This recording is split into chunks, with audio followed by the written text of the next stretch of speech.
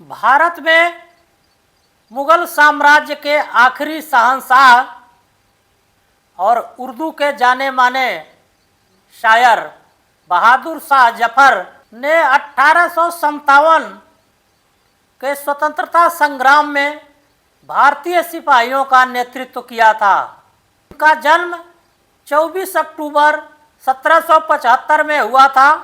उनके पिता अकबर द्वितीय और माता का नाम लालबाई था। पिता की मृत्यु के बाद 28 सितंबर 1837 को बहादुर शाह जफर बादशाह बने। उस समय तक दिल्ली सल्तनत काफ़ी कमज़ोर हो चुकी थी और मुग़ल बादशाह नाम मात्र के रह गए थे।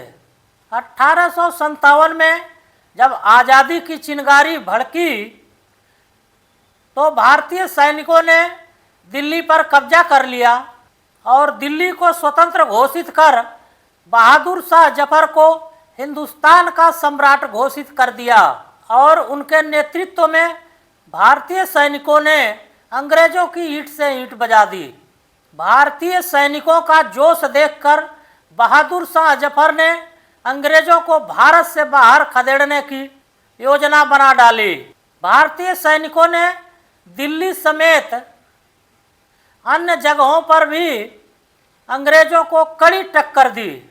शुरुआती परिणाम भारतीय सैनिकों के पक्ष में रहा, परंतु बाद में अंग्रेजों के छल कपट के चलते प्रथम स्वाधीनता संग्राम का रुख बदल गया और अंग्रेज बगावत को दबाने में सफल हो गए।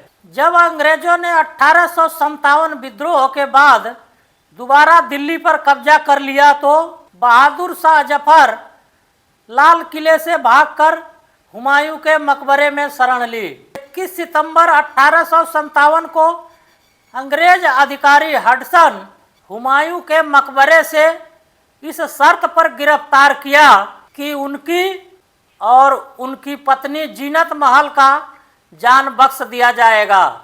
उनकी गिरफ्तारी के अगले दिन दिल्ली गेट पर खूनी दरवाजा के पास उनके 2 बेटों और एक पोते को सरेआम गोली मारकर मौत के घाट उतार दिया जाता है। इसके बाद अंग्रेजों द्वारा बहादुर शाह जफर पर मुकदमा चलाया जाता है और निर्वासन की सजा सुनाई जाती है।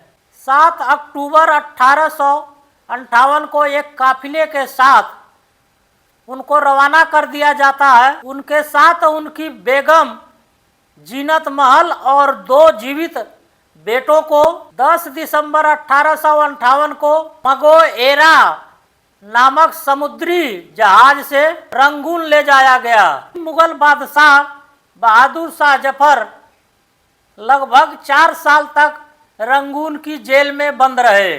कैद के दौरान ही 7 नवंबर 1862 की सुबह 5 बजे 87 वर्ष की उम्र में उनका निधन हो गया। इस महान क्रांतिकारी को अपने जीवन के अंतिम समय में वतन की 2 गज जमीन भी नसीब नहीं हो सकी।